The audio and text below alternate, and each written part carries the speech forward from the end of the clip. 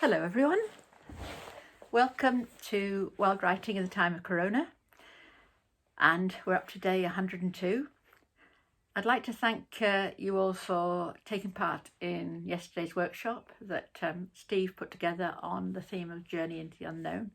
We had some fantastic journeys that day, so yeah, thank you very much. So today's workshop is all about a technique that you can use very effectively in writing, and that technique is called personification. And if you haven't come across this before, basically it's where you take an object that obviously doesn't have a voice or a personality, and you write about it as if it has. So you give it features of a person. This is an extension of the metaphor, but it's specific to a person. So today's workshop has two parts to it, two lots of choices really. So what I'm going to suggest you do is you choose one of the following objects. You can have your own, choose your own object if you'd rather, but if you're a bit stuck, then I suggest you choose one of these. Excuse me. So you might choose a house, or a tree, or a river, or a candle. So house, tree, river, or candle. And you're going to imagine if they could speak. In fact, you're going to make them speak. I suggest that you might find it helpful, if you want to plan how you do this, to think what the voice might be like. So it's another little list here. What the voice might be like, what type of personality they might have, what concerns they might have. So for example, if it was a house, what sort of concern would the house have if it was a person? You might think about where they are, the location, and you might think about a physical description. So for example, you might think with a river, is it a big river, is it a little river, what stage in its life is it at?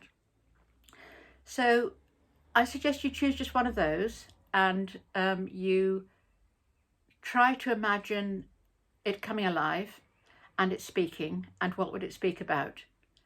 And I'm also going to suggest that you try free verse. I know that for a lot of us, rhyme is kind of quite kind of comforting, and it kind of helps us feel that our poems are structured. But I'm going to suggest today you try not to rhyme. And I'll be very interested to see how you get on with these.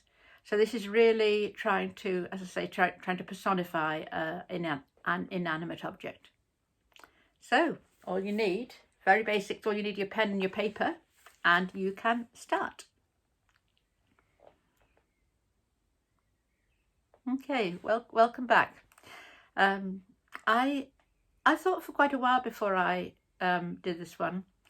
And I know that I would really have enjoyed writing, for example, a long poem about a river or a tree, or any of those actually. So I decided to do something that was would maybe challenge me a little bit, and that was to try and write personification through haiku. Now the two forms don't really go together, so it wasn't a great success, but I decided to do all four as haiku. Which meant that I couldn't put half of the stuff in that I wanted, and I think that the success of this is limited. But here are I'll just read you the four poems that I wrote in the order in which I gave them to you. So the first one is house. Lonely to my core, uninhabited, crumbling, hiding past glories. Tree. I'm going to have owls in my branches when I'm old, when my trunk is thick. River. Mighty they call me, running always down the hill, life and death in me.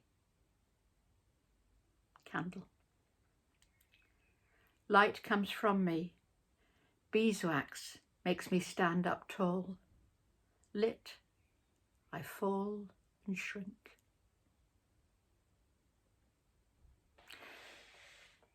And that was an example, I think, of how one form does not necessarily suit a particular type of technique. And I think I just did it to prove to myself that that was true. But anyway, that was today's workshop on personification. It's quite challenging and it's quite fun because, of course, you can give the object whatever personality you want. So I hope you have great fun with this, and I look forward to seeing what you come up with. But for now, you take care, and I shall see you for tomorrow's workshop. Goodbye.